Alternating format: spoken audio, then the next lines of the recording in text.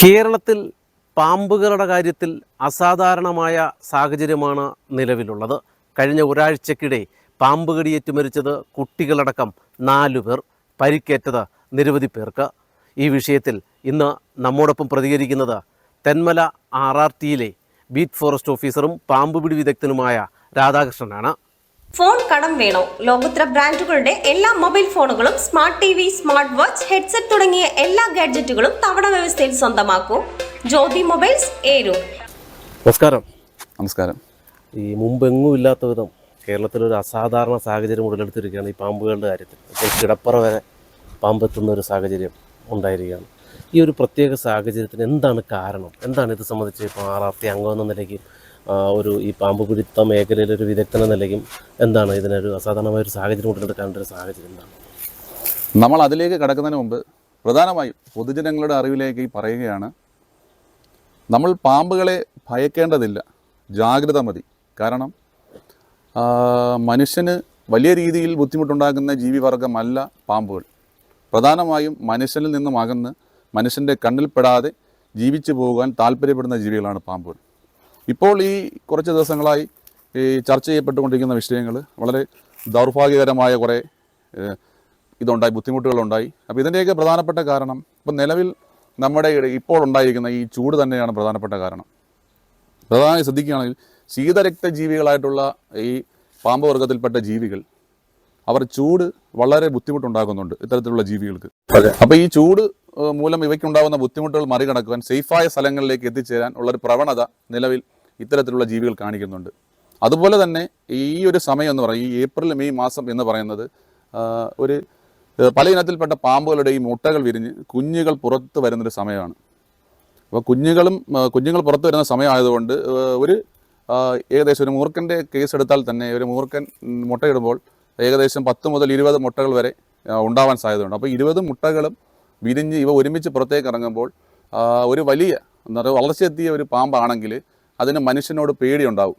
നിലവിൽ മനുഷ്യനെ കാണുമ്പോൾ മറ്റ് ശബ്ദങ്ങളോ അല്ലെങ്കിൽ മറ്റു തരത്തിലുള്ള എന്തെങ്കിലും ബുദ്ധിമുട്ടുകളോ ഉണ്ടായിക്കഴിഞ്ഞാൽ ഇവ ഒഴിഞ്ഞു മാറിപ്പോകുന്നൊരു സാധ്യതയുണ്ട്. പക്ഷേ കുഞ്ഞുങ്ങൾക്ക് അങ്ങനെയല്ല. കുഞ്ഞുങ്ങൾക്ക് പേടി തോന്നുന്ന ആ ഒരു ടെൻഡൻസി ഉണ്ടാവില്ല. അപ്പോൾ അത് മുട്ട വിരിഞ്ഞിറങ്ങുന്നു, അതിന് ഫുഡായാലും അതിന് സേഫായ സ്ഥലം തേടി ഇത് സഞ്ചരിച്ചുകൊണ്ടേയിരിക്കും. അപ്പോൾ ഇങ്ങനെ ചിലപ്പോൾ നമ്മുടെ വീടിന് സമീപമെത്താം, അല്ലെങ്കിൽ നമ്മൾ നടക്കുന്ന വഴിയിലെത്താം. അത്തരത്തിലുള്ളൊരു സാഹചര്യം നിലവിലുണ്ട്. അപ്പോൾ പ്രധാനമായും നമ്മൾ ശ്രദ്ധിക്കേണ്ടത്, നമ്മൾ ഈ രാത്രി കാലങ്ങളിൽ, അതുപോലെ തന്നെ നമ്മൾ പുറത്തിറങ്ങുന്ന സമയങ്ങളിൽ പരമാവധി നമ്മൾ വെളിച്ചം ഉപയോഗിക്കുക.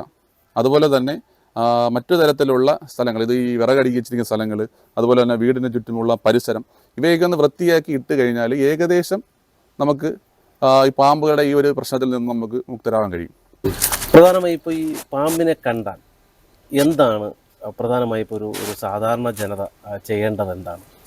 നമ്മുടെ സമീപത്ത് അല്ലെങ്കിൽ നമ്മുടെ വീടിനോട് ചേർന്ന് നമ്മൾ നിൽക്കുന്ന ആ ഒരു സ്ഥലത്ത് ഒരു പാമ്പിൻ്റെ സാന്നിധ്യം നമ്മൾ കണ്ടു കഴിഞ്ഞാൽ പ്രധാനമായും നമ്മൾ ചെയ്യേണ്ടത്, നമ്മൾ പാനിക്കാതിരിക്കുക, പേടിക്കാതിരിക്കുക എന്നുള്ളതാണ്. അതുപോലെ തന്നെ സുരക്ഷിതമായ ഒരു സ്ഥലത്തേക്ക് നമ്മൾ മാറി നിൽക്കുക. ഇപ്പം നിലവിൽ കണ്ട ഈ വീഡിയോസിലും റീൽസിലൊക്കെ കണ്ടുവരുന്നത് പോലെ നമ്മൾ ഒരുപാട് പാമ്പിനടുത്ത് പോയിട്ട് വീഡിയോ ചിത്രീകരിക്കാനും അല്ലെങ്കിൽ അത്തരത്തിൽ അതിനെ പിടിക്കാനും ഒക്കെ ശ്രമിച്ചു കഴിഞ്ഞാൽ വലിയ അപകടം വരുത്തി വെക്കും. നമ്മൾ ഇത്രയും പ്രധാനമായും ശ്രദ്ധിക്കേണ്ടത്, സുരക്ഷിതമായ അകലം പാലിച്ചുകൊണ്ട് സേഫായി നിന്നുകൊണ്ട് ഇവൻ മറ്റു ബുദ്ധിമുട്ടിൽ പാമ്പിന് ഉണ്ടാക്കാത്ത രീതിയിൽ നമ്മൾ അതിനെ ഒന്ന് വാച്ച് ചെയ്തിട്ട് വനം വകുപ്പിൻ്റെ സർപ്പ ആപ്പുണ്ട്, അതുമല്ലെങ്കിൽ വനം വകുപ്പിൻ്റെ RRT ടീമുണ്ട്, അല്ലെങ്കിൽ തൊട്ടടുത്തുള്ള വനം വകുപ്പിൻ്റെ ഓഫീസുണ്ട്. കൃത്യമായി എത്രയും പെട്ടെന്ന് ഇവിടെ വിവരം അറിയിച്ചു കഴിഞ്ഞാൽ മിനിറ്റുകൾക്കുള്ളിൽ തന്നെ ഈ വനം വകുപ്പുമായി ബന്ധപ്പെട്ട ആളുകൾ അവിടെ എത്തി വളരെ സുരക്ഷിതമായി ഇതിനെ അവിടെ നിന്നും റെസ്ക്യൂ ചെയ്ത് കൊണ്ടുപോകുന്നതാണ്. അപ്പം നമ്മളതിന് മുതിരാതെ എത്ര സേഫായി മാറി എന്നുകൊണ്ട് നമ്മൾ ഇത്തരത്തിലുള്ളൊരു നടപടി സ്വീകരിച്ചു കഴിഞ്ഞാൽ വളരെ പെട്ടെന്ന് തന്നെ നമുക്ക് ഒരു ബുദ്ധിമുട്ട് ഒഴിവാക്കാൻ സാധിക്കും. പ്രധാനമായും അപ്പോൾ വീടുകളിലേക്ക്, ഞാൻ നേരത്തെ സൂചിപ്പിച്ച പോലെ നമ്മുടെ കിടപ്പറയിൽ വരെ പാമ്പുകൾ എത്തുന്ന ഒരു സാഹചര്യമുണ്ട്. ഈ വീടുകളിലേക്ക് പാമ്പുകൾ എത്താതിരിക്കാൻ എന്താണ് നമ്മൾ ചെയ്യേണ്ടത്?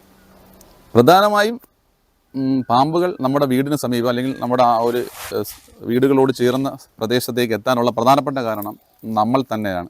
കാരണം നമ്മളുടെ ഭക്ഷണ അവശിഷ്ടങ്ങൾ കൃത്യമായി ഒരു ഭക്ഷണാവശിഷ്ടം കൃത്യമായി നമ്മൾ മെയിൻറ്റെയിൻ ചെയ്യാത്തതാണ് ഏറ്റവും പ്രധാനപ്പെട്ട കാര്യം. നമ്മൾ അലക്ഷ്യമായി വലിച്ചെറിയുന്ന ഭക്ഷണ പദാർത്ഥങ്ങൾ അല്ലെങ്കിൽ മറ്റു വസ്തുക്കൾ ഇവ ഭക്ഷിക്കുവാൻ എലികൾ കൂടുതലായി നമ്മുടെ വീടിന് സമീപത്തേക്ക് എത്തും. ഈ പാമ്പിനത്തിൽപ്പെട്ട ജീവികളുടെ ഏറ്റവും ഇഷ്ടപ്പെട്ട ഒരു ഭക്ഷണമാണ് എലികൾ.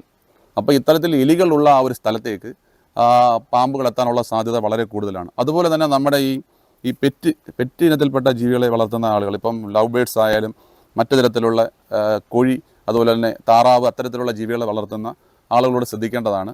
കൃത്യമായൊരു സുരക്ഷ നമ്മുടെ ആ ഒരു സ്ഥലത്ത് നമ്മൾ കൃത്യമായി ഒരുക്കിയിരിക്കണം. കാരണം ഈ കോഴിയുടെ മുട്ടയായാലും അതുപോലെ തന്നെ ഈ ലവ് ബേഡ്സ് ഒക്കെ ആണെങ്കിൽ വളരെ ഇഷ്ടപ്പെട്ട ഭക്ഷണമാണ് ഈ പാമ്പുകൾക്ക്. അപ്പോൾ ഇത്തരത്തിൽ ഈ പാമ്പുകളെ ആകർഷിക്കുന്ന രീതിയിലുള്ള ഒരു കാര്യങ്ങൾ നമ്മൾ വീടിനോട് സമീപത്ത് ചെയ്തു കഴിഞ്ഞാൽ അത് കൃത്യമായി പാമ്പുകൾക്ക് അവിടെ എത്താൻ സാധിക്കാത്ത രീതിയിലുള്ള ഒരു മുൻകരുതൽ നമ്മൾ കൃത്യമായി എടുത്തിരിക്കണം. അതുപോലെ തന്നെ ഇപ്പോൾ പ്രധാനമായും ഈ ചൂടൊരു പ്രധാനപ്പെട്ട പ്രശ്നമാണ്. പകൽ സമയങ്ങളിൽ ഈ പാമ്പുകൾക്ക് പുറത്തേക്ക് ഇറങ്ങാൻ കഴിയാത്തൊരു സാഹചര്യമുണ്ട്. അപ്പോൾ രാത്രി ഈ പാമ്പുകൾ പ്രധാനമായും ഇര തേടാൻ ഇറങ്ങുന്നത് ഒരു സന്ധ്യ സമയവും അല്ലെങ്കിൽ വെളുപ്പിന് സമയത്തുമാണ് ഏറ്റവും കൂടുതൽ ഇപ്പോൾ സഞ്ചരിക്കുന്നത്.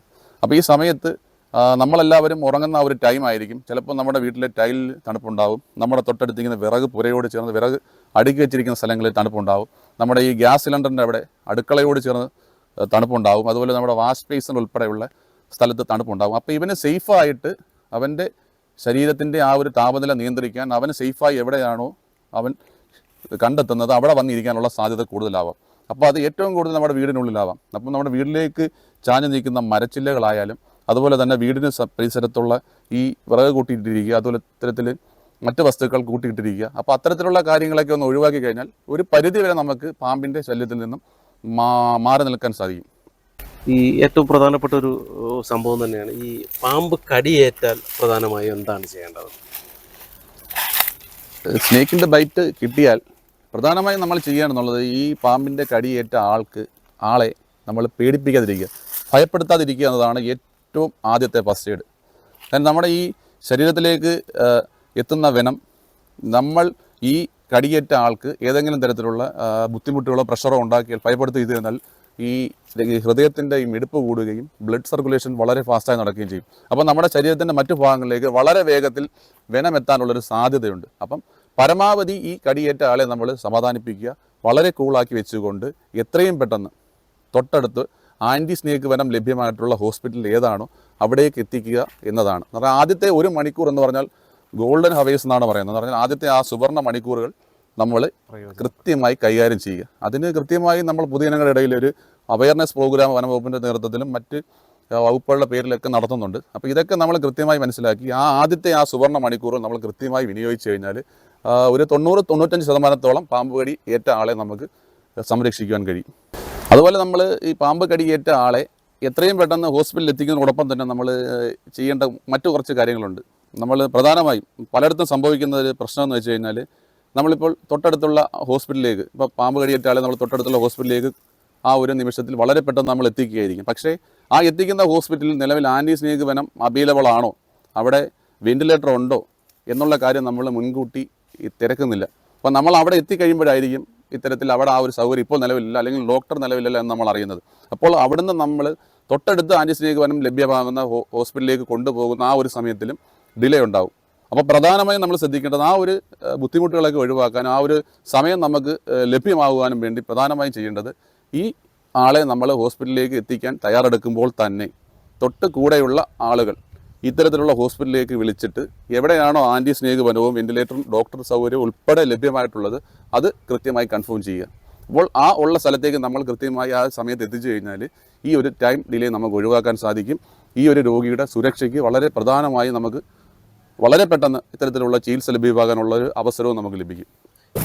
ഈ പാമ്പ് കടിയേറ്റ വ്യക്തിയെ ആരോ ആയിക്കോട്ടെ കിടത്തിക്കൊണ്ടു പോകരുത് എന്ന് കേൾക്കുന്നുണ്ട്. അത് എന്തുകൊണ്ടാണ് അങ്ങനെ കേൾക്കുന്നത്? അതിലെന്തെങ്കിലും വാസ്തവമുണ്ടോ?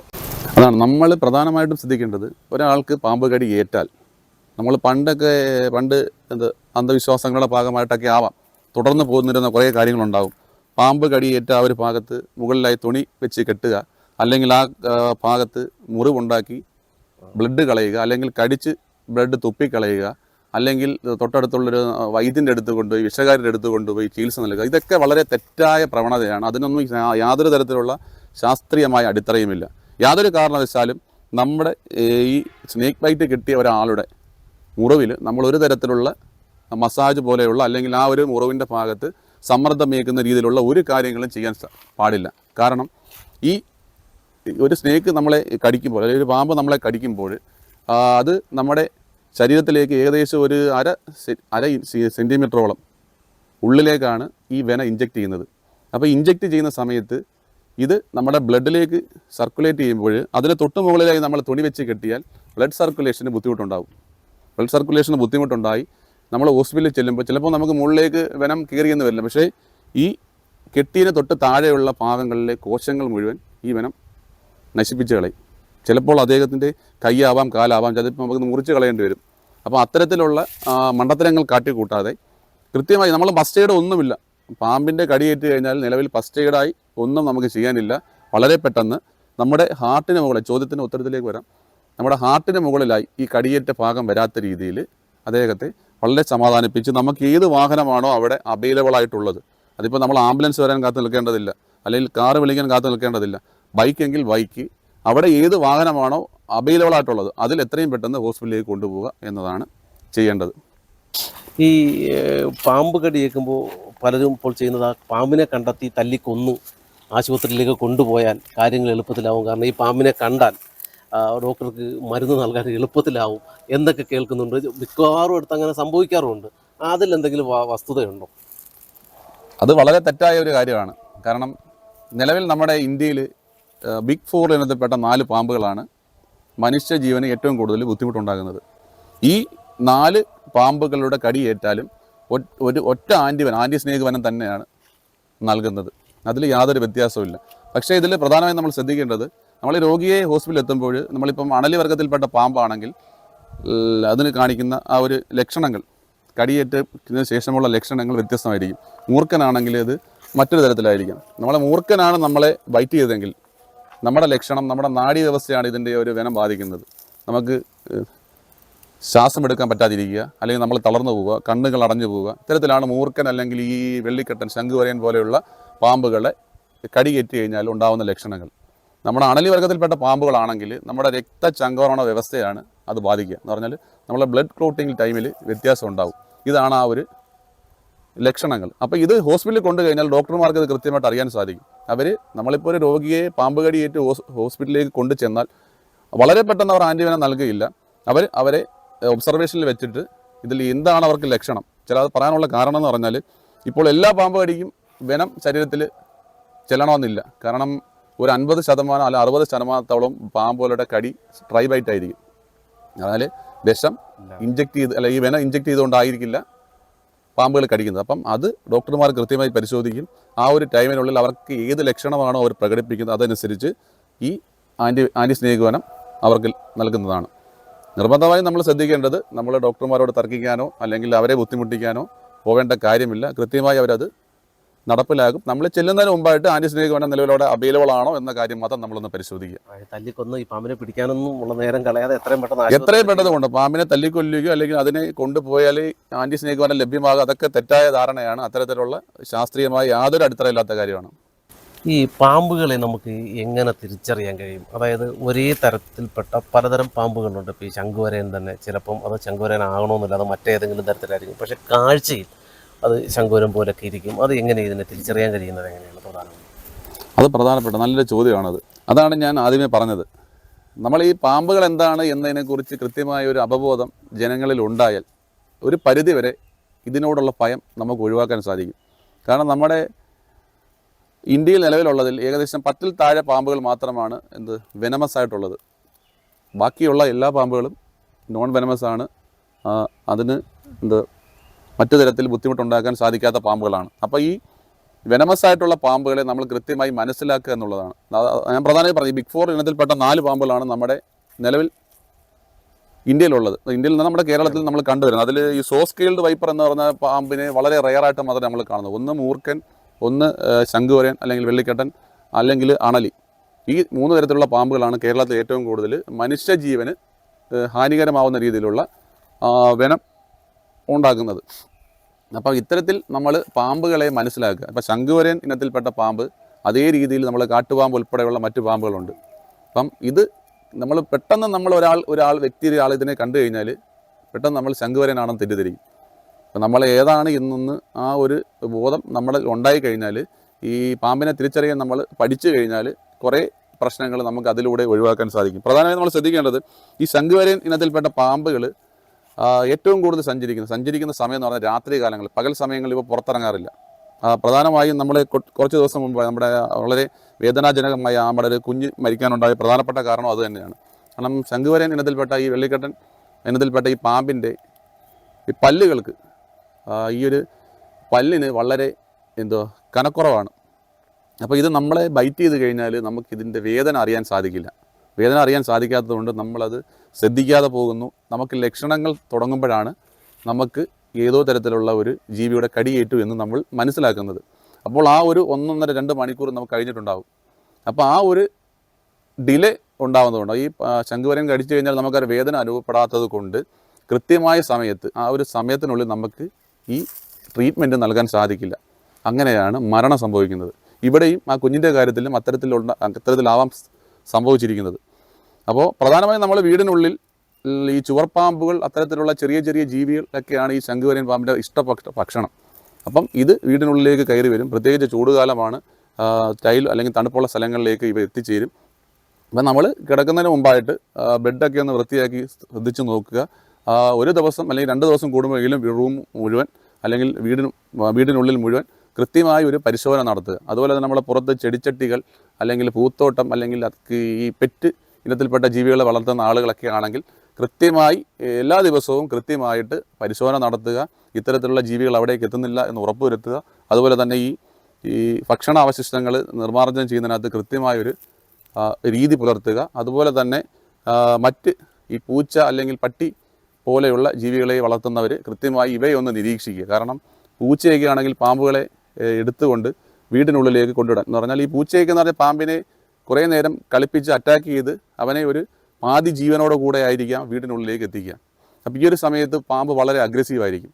അതിന് മുമ്പിൽ എന്ത് വന്നാലും അതിൻ്റെ ജീവൻ രക്ഷിക്കുക എന്നൊരു മൈൻഡ് സെറ്റ് മാത്രമേ പാമ്പിനപ്പോൾ ഉണ്ടാവാറുള്ളൂ. അപ്പോൾ ആ സമയത്തേക്ക് നമ്മുടെ കുട്ടികളാവാം അല്ലെങ്കിൽ മുതിർന്ന ആളുകളാവാം, ഇവരവിടേക്ക് എത്തിക്കഴിഞ്ഞാൽ കടി കേൾക്കാനുള്ള സാധ്യത വളരെ കൂടുതലാണ്. അപ്പോൾ ഇത്തരത്തിലുള്ള കുറേ കാര്യങ്ങൾ നമ്മൾ ശ്രദ്ധിച്ച് കഴിഞ്ഞാൽ ഈ പ്രശ്നത്തിന് ഒരു പരിഹാരം 90-95% നമുക്ക് കിട്ടും.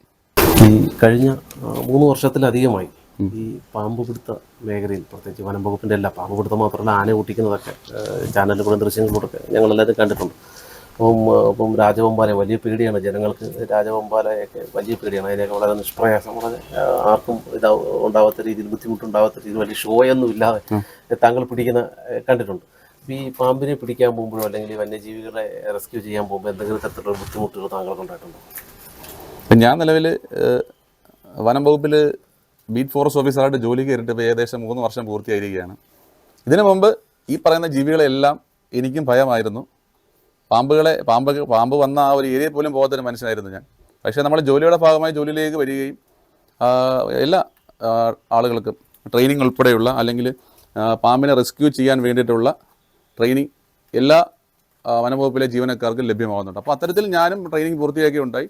അതിന് ശേഷം നമ്മുടെ പ്രവർത്തന മേഖലയിലേക്ക് നമ്മൾ കടന്നപ്പോൾ എന്തോ ഒരു നമ്മുടെ നാടാണ് അല്ലെങ്കിൽ നമ്മുടെ ജനങ്ങളാണ് നമ്മുടെ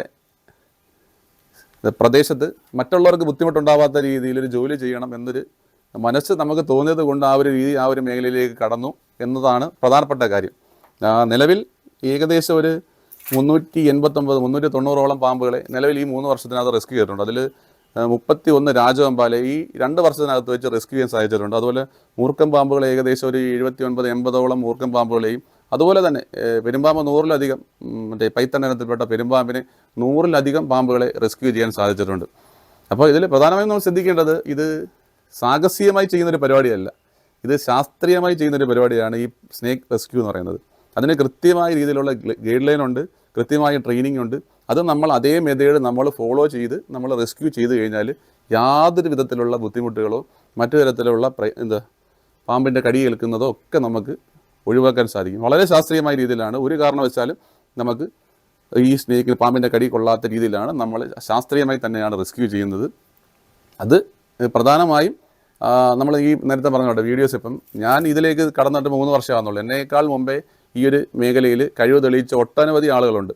അപ്പോൾ അവരിൽ നിന്നൊക്കെ ഉണ്ടായ ഒരു പ്രചോദനം, ഇപ്പോൾ നമ്മുടെ അൻവർ സാർ അതുപോലെ തന്നെ ഒരുപാട് പേരുണ്ട്. അപ്പോൾ ഇത്തരത്തിലുള്ള ആളുകളിൽ നിന്ന് കിട്ടിയ ഒരു പ്രചോദനമാണ് പ്രധാനമായും ഈ ഒരു ഇതിലേക്ക് നമുക്ക് വരാനുണ്ടായ ആ ഒരു സാഹചര്യം. അതുപോലെ തന്നെ സ്നേക്ക് റെസ്ക്യൂ മാത്രമല്ല, പലരും നമ്മളോട് പറയും പാമ്പ് പിടുത്തമാണ്, ഡിപ്പാർട്ട്മെൻറ്റിൽ പാമ്പ് പിടുത്തമാണല്ലോ. ശരി, പാമ്പ് പിടുത്തമല്ല, പാമ്പ് പിടുത്തം എന്നൊരിക്കലും പറയരുത്. സ്നേക്ക് റെസ്ക്യൂ ആണ്. പാമ്പിനെ നമ്മൾ റെസ്ക്യൂ ചെയ്യുന്നു. അതുപോലൊപ്പം തന്നെ പാമ്പായാലും മറ്റ് ഏത് വന്യജീവികളായാലും റെസ്ക്യൂ ചെയ്യുക, നമ്മൾ അതിനെ സുരക്ഷിതമായി അതിൻ്റെ ആവാസ വ്യവസ്ഥയിലേക്ക് കൊണ്ടെത്തിക്കുക എന്നുള്ളതാണ് നിലവിൽ നമ്മുടെ ജോലി. ഇപ്പം നിലവിൽ ഞാൻ തെന്മല ആറാട്ടിലാണ് വർക്ക് ചെയ്തുകൊണ്ടിരിക്കുന്നത്. അപ്പം അതിനോടൊപ്പം ഈ ഒരു സ്നേക്ക് റെസ്ക്യൂ നമ്മൾ കൊണ്ടുപോകുന്നു എന്ന് മാത്രമേ ഉള്ളൂ. ഈ മലയോര മേഖലയിൽ ആൻറ്റീവനം കിട്ടുന്ന ആശുപത്രികൾ ഏതൊക്കെയാണ് കിഴക്കൻ മേഖലയിൽ? പ്രധാനമായും നമ്മൾ പുനലൂർ താലൂക്ക് ഹോസ്പിറ്റൽ, അതുപോലെ തന്നെ Anchal mission hospital, Kadakkal government ആശുപത്രി, കൊട്ടാരക്കര താലൂക്ക് ആശുപത്രി, അങ്ങനെ പ്രധാനപ്പെട്ട മിക്കവാറുമുള്ള എല്ലാ ഹോസ്പിറ്റലുകളിലും നിലവിൽ ആൻറ്റി സ്നേക്ക് വനവും ലഭ്യമാണ്.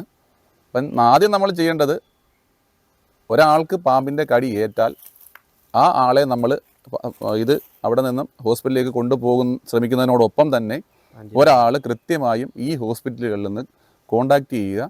കൃത്യമായി അവിടെ ഈ ആൻറ്റി സ്നേക്ക് വനം അവൈലബിൾ ആണോ എന്ന് നമ്മളൊന്ന് കൺഫേം ചെയ്തിട്ട് ആ ഹോസ്പിറ്റലിലേക്ക് കൊണ്ടുപോകുന്നതായിരിക്കും ഏറ്റവും ഉചിതം. നമ്മുടെ ആ ഒരു ടൈം നമുക്ക് ലാഭിക്കുവാനും ഈ ഒരു പേഷ്യൻറ്റിൻ്റെ ജീവൻ രക്ഷിക്കുവാനും വളരെ ഗുണകരമാകുന്ന ഒരു പ്രധാനപ്പെട്ട കാര്യമാണ് നമ്മൾ ഈ ഒരു കാര്യം ശ്രദ്ധിക്കുക. ഈ ചാനലുകൾ വഴിയും സോഷ്യൽ മീഡിയകൾ വഴിയും ഒക്കെ പലതരത്തിലുള്ള ചർച്ചകൾ വരുന്നുണ്ട്. അതായത് പോയിസൺ സ്നേക്സ്, അതുപോലെ തന്നെ വെനമസ് സ്നേക്ക് എന്നൊക്കെ പറഞ്ഞിട്ട്. അപ്പോൾ ഇത് എന്താണ്, ഇതിൻ്റെ ഒരു വസ്തുത എന്താണ്? ഈ ജനങ്ങൾക്കിടയിൽ ആകെ ഒരു കൺഫ്യൂഷനാണ്, ഇത് എന്താണ് എന്നൊക്കെ ഉള്ള. പ്രധാനമായും വളരെ ഗൗരവകരമായിട്ടൊരു കാര്യമാണ്. കാരണം ഇത്തരത്തിലുള്ള ഈ ഒരു സിറ്റുവേഷനിൽ ഇത്തരത്തിൽ വരുന്ന വ്യാജ വാർത്തകൾ ഉൾപ്പെടെ, അല്ലെങ്കിൽ യഥാർത്ഥ വാർത്തകൾ എന്താണ് എന്ന് മനസ്സിലാക്കാൻ പൊതുജനങ്ങൾക്ക് സാധിക്കാത്തൊരവസ്ഥയുണ്ട്. നമ്മൾ പല കമൻറ്റുകൾ വായിച്ചാലും എന്തിനാണ് പാമ്പിനെ റെസ്ക്യൂ ചെയ്യുന്നത്, അതിനെ തല്ലിക്കൊന്ന് കളഞ്ഞൂടെ, അല്ലെങ്കിൽ ഇതിനെ എന്തിനാണ് റെസ്ക്യൂ ചെയ്തിട്ട് തൊട്ടപ്പുറത്തെ കാട്ടിൽ കൊണ്ടുവിട്ടാൽ തിരിച്ച് മടങ്ങി നാട്ടിലേക്ക് വരില്ല എന്നുള്ള തരത്തിലുള്ള, അതുപോലെ തന്നെ താങ്കൾ ചോദിച്ചതുപോലെ ഈ പോയിസണസ് സ്നേക്ക്, വെനമസ് സ്നേക്സ് എന്ന രീതിയിലുള്ള. ഇപ്പം ഞാനും ആ ഒരു ചർച്ച എൻ്റെ ശ്രദ്ധയിൽപ്പെട്ടിട്ടുണ്ടായിരുന്നു. പോയിസണസ് സ്നേക്ക് എന്ന് പറയുന്നൊരു ഇനം നമ്മുടെ കേരളത്തിൽ നിലവിലില്ല. നമ്മുടെ കേരളത്തിലുള്ളത് വെനമസ് ആയിട്ടുള്ള സ്നേക്കുകളാണ്. ഈ പോയിസൺ സ്നേക്ക് എന്ന് പറഞ്ഞാലും വെനമസ് സ്നേക്ക് എന്ന് പറഞ്ഞാൽ രണ്ട് തരത്തിലുള്ള വ്യത്യാസമുണ്ട്. ഈ പോയിസൺ എന്ന് പറഞ്ഞാൽ നമുക്കറിയാൻ പറ്റും, പോയിസൺ നമ്മുടെ ശരീരത്തിൽ ഇഞ്ചെക്റ്റ് ചെയ്താലും നമ്മൾ കുടിച്ചാലും മരണം സംഭവിക്കും. പക്ഷേ വെനമസ് അങ്ങനെയല്ല. ഈ വെനം എന്ന് പറയുന്നത് നമ്മുടെ ഈ മനുഷ്യൻ്റെ ഉമിനീര് പോലെ പാമ്പുകൾക്ക് അവൻ്റെ ദഹനത്തിന് ഗുണകരമാവുന്ന രീതിയിലുള്ള ഒരു ദ്രാവകമാണ് ഈ വെനം എന്ന് പറയുന്നത്. ഇത് അവൻ്റെ വിഷഗ്രന്ഥിയിലാണ് ഉൽപ്പാദിപ്പിക്കുന്നത്. പറഞ്ഞാൽ ആ വിഷഗ്ലാൻഡിലാണ് ഈ ഒരു വെനം ഉൽപ്പാദിപ്പിക്കുന്നത്. അവൻ്റെ ദഹനത്തിന് അവന് ഉപയോഗിക്കാൻ സാധിക്കും. അതുപോലെ തന്നെ അവനെ ഇരപിടിക്കാനായാലും അവന് ശത്രുക്കളോട് പ്രതിരോധിച്ച് നിൽക്കാനൊക്കെയാണ് ഇവനിത് ഉപയോഗിക്കുന്നത്. അപ്പം നമ്മുടെ കേരളത്തിൽ നിലവിലുള്ളത് വെനമസ് സ്നേക്കുകളാണ്. അപ്പോൾ ഈ വെനം നമ്മുടെ ശരീരത്തിൽ ഇഞ്ചെക്റ്റ് ചെയ്താൽ നമുക്ക് മരണം സംഭവിക്കാം. പക്ഷേ ഈ വെനം നമ്മുടെ ഉള്ളിലേക്ക് നമ്മൾ കഴിക്കുകയാണെങ്കിൽ നമുക്ക് മരണം സംഭവിക്കുകയില്ല. ഇത് രണ്ടും രണ്ട് രീതിയിലാണ് പ്രവർത്തിക്കുന്നത്. പക്ഷേ നമ്മുടെ വായ്ക്കുള്ളിൽ അൾസർ പോലെ അല്ലെങ്കിൽ മറ്റു തരത്തിലുള്ള മുറിവുകൾ ഉണ്ടെങ്കിൽ ആ മുറിവിലൂടെ ഈ വെനം നമ്മുടെ ബ്ലഡിലേക്ക് കലർന്നാൽ അയാളുടെ ആരോഗ്യത്തിന് ബുദ്ധിമുട്ടുണ്ടായേക്കാം. അപ്പം ഈ പോയിസണും വെനവും തമ്മിലുള്ള വ്യത്യാസം ഇതാണ്. വെനമസ് സ്നേക്കുകളാണ് നിലവിൽ കേരളത്തിലുള്ളത്. ഞാൻ ഈ ചർച്ച ഏതോ ഒരു ചാനലിൽ ചർച്ച എൻ്റെ ശ്രദ്ധയിൽപ്പെട്ടിട്ടുണ്ടായിരുന്നു. അപ്പം അത്തരത്തിലുള്ള തെറ്റിദ്ധാരണപരമായ കാര്യങ്ങളൊന്ന് ക്ലിയർ ചെയ്ത് പോകുന്നത് വളരെ ഗുണകരമാകും. അത് പ്രധാനമായും നമ്മുടെ അൻവർ സാർ ഉൾപ്പെടെയുള്ള ആളുകൾ ഇതിനെക്കുറിച്ച് കൃത്യമായ തരത്തിലുള്ള അവയർനെസ് പ്രോഗ്രാമുകൾ സോഷ്യൽ മീഡിയയിലൂടെയും ചാനലിലൂടെയൊക്കെ കൊടുക്കുന്നുണ്ട്. അപ്പോൾ അതൊക്കെ ജനങ്ങൾക്ക് വളരെ ഗുണകരമാകും, ഉപകാരപ്രദമാകും എന്നാണ് നമ്മുടെ വിശ്വാസം. അവസാനമായിട്ടൊരു ചോദ്യം, ഈ പാമ്പ് കടി ഏൽക്കാതിരിക്കാൻ നമ്മൾ എന്താണ് ചെയ്യേണ്ടത്? പാമ്പ് കടി ഏൽക്കാതിരിക്കാൻ നമ്മുടെ ശ്രദ്ധ, നമ്മുടെ ആ ഒരു ജാഗ്രത വളരെ പ്രധാനപ്പെട്ട ഒരു കാര്യമാണ്. പ്രധാനമായും ഈ ഒരു സിറ്റുവേഷൻ, ഇപ്പോൾ ചൂട് സമയമാണ്, പാമ്പുകൾ ഒരുപാട് പുറത്തിറങ്ങുന്ന ഒരു സമയമാണ്. അതോടൊപ്പം തന്നെ ഒരുപാട് കേസുകൾ റിപ്പോർട്ട് ചെയ്യുന്ന സമയമാണ്. അപ്പോൾ നിലവിൽ വിഷമുള്ളതാവാം, വിഷമില്ലാത്തതാവാം. പക്ഷേ പാമ്പ് കടി ഏറ്റാൽ പാമ്പ് കടിച്ചു എന്ന രീതിയിലാണ് വാർത്തകൾ പുറത്തേക്ക് വരുന്നത്. അപ്പോൾ നമ്മൾ പ്രധാനമായും നമ്മുടെ വീടും പരിസരവും വൃത്തിയാക്കുന്നതിനോടൊപ്പം തന്നെ നമ്മൾ രാത്രി കാലങ്ങളിൽ സഞ്ചരിക്കുമ്പോൾ അല്ലെങ്കിൽ മറ്റു തരത്തിലുള്ള കാര്യങ്ങൾക്കായി നമ്മൾ പുറത്തേക്ക് ഇറങ്ങുമ്പോൾ കൃത്യമായ വെളിച്ചം നമ്മൾ കയ്യിൽ കരുതുക. പാമ്പ് ഇരിക്കാൻ സാധ്യതയുള്ള അല്ലെങ്കിൽ പാമ്പ് കയറി ഇരിക്കാൻ സാധ്യതയുള്ള സ്ഥലങ്ങൾ മനസ്സിലാക്കിക്കൊണ്ട് അവിടെ കൃത്യമായ ഒരു നിരീക്ഷണം നടത്തി അവിടെ ഒന്ന് ക്ലിയർ ചെയ്ത് ഈ പാമ്പ് അവിടേക്ക് എത്താനുള്ളൊരു സാഹചര്യം പൂർണ്ണമായി ഒഴിവാക്കി കഴിഞ്ഞാൽ ഈ ഒരു പ്രശ്നത്തിൽ നിന്നും നമുക്ക് ഉറപ്പായിട്ടും പുറത്തു വരാൻ കഴിയും. അത് തന്നെയാണ് ഏറ്റവും ലളിതമായ മാർഗ്ഗം. അല്ലാതെ നമ്മുടെ ഈ ആളുകൾ പറയുന്നത് പോലെ ഒരു തരത്തിലും ഈ പാമ്പുകളെല്ലാം നമുക്ക് കൊന്നൊടുക്കാൻ സാധിക്കുകയില്ല. ഇത് നമ്മുടെ ഒരു പ്രകൃതിയുടെ ഒരു സിസ്റ്റമാണ്. പാമ്പുകൾ നമ്മുടെ പ്രകൃതിക്കും നമ്മുടെ ആവാസ വ്യവസ്ഥയ്ക്കും അനിവാര്യമായ ഒരു കാര്യമാണ്. അത് ഉണ്ടെങ്കിൽ മാത്രമേ നമ്മുടെ വരും തലമുറയ്ക്ക് പിടിച്ചു നിൽക്കാൻ സാധിക്കൂ എന്നുള്ള ആ ഒരു ബോധം ജസ്റ്റ് നമ്മൾ മനസ്സിലാക്കി കഴിഞ്ഞാൽ പാമ്പുകൾ നമ്മുടെ ശത്രുക്കളല്ല, നമ്മളോടൊപ്പം ഈ ഒരു സമൂഹത്തിൽ അല്ലെങ്കിൽ നമ്മുടെ ഈ ഒരു ഭൂമിയിൽ ജീവിച്ചു വരുന്ന ജീവികളാണ്. അപ്പം അവ എന്തുകൊണ്ടാണ് ഇത്തരത്തിൽ പ്രശ്നക്കാരായി മാറുന്നത്, അതിന് ഒരു പരിധിവരെ നമ്മൾ ഉൾപ്പെടുന്ന മനുഷ്യ സമൂഹം ഒരു കാരണക്കാരാണ്. അപ്പം നമ്മൾ കൃത്യമായി അതൊന്ന് മാനേജ് ചെയ്ത് പോയി കഴിഞ്ഞാൽ ഇത്തരത്തിലുള്ള ബുദ്ധിമുട്ട് നമുക്ക് ഒഴിവാക്കാൻ സാധിക്കും. വളരെ നന്ദി. തിരക്കുള്ള സമയത്തും ഇത്രയും വളരെ ഗൗരവതരമായ കാര്യങ്ങളാണ് താങ്കൾ വിശദീകരിച്ചത്. അപ്പോൾ ഒരിക്കൽ കൂടി നാട്ടുവാർത്തയുടെ പേരുള്ള നന്ദി പറയുന്നു. Okay, thank you. അപ്പോൾ ഇത്തരത്തിലുള്ള കുറച്ച് കാര്യങ്ങൾ നിങ്ങളെപ്പോലുള്ള മാധ്യമപ്രവർത്തകരിലൂടെ ജനങ്ങളിലേക്ക് എത്തി ജനങ്ങൾക്കതൊരു പ്രചോദനം, ഒരു അവയർനെസ് ആവട്ടെ എന്നും ആശംസിക്കുന്നു. ഓക്കെ, വളരെ നന്ദി. ഇത്രയധികം കാര്യങ്ങൾ വിശദീകരിച്ചത് തെന്മല RRTയിലെ ബീറ്റ് ഫോറസ്റ്റ് ഓഫീസറായ രാധാകൃഷ്ണനാണ്. തീർച്ചയായും നിലവിലത്തെ സാഹചര്യത്തിൽ ജനങ്ങൾക്ക് ഈ വീഡിയോ ഉപകാരപ്രദമാകുമെന്ന കാര്യത്തിൽ യാതൊരുവിധ സംശയവുമില്ല. മറ്റൊരു വീഡിയോയുമായി വീണ്ടും കാണും വരെ നന്ദി, നമസ്കാരം.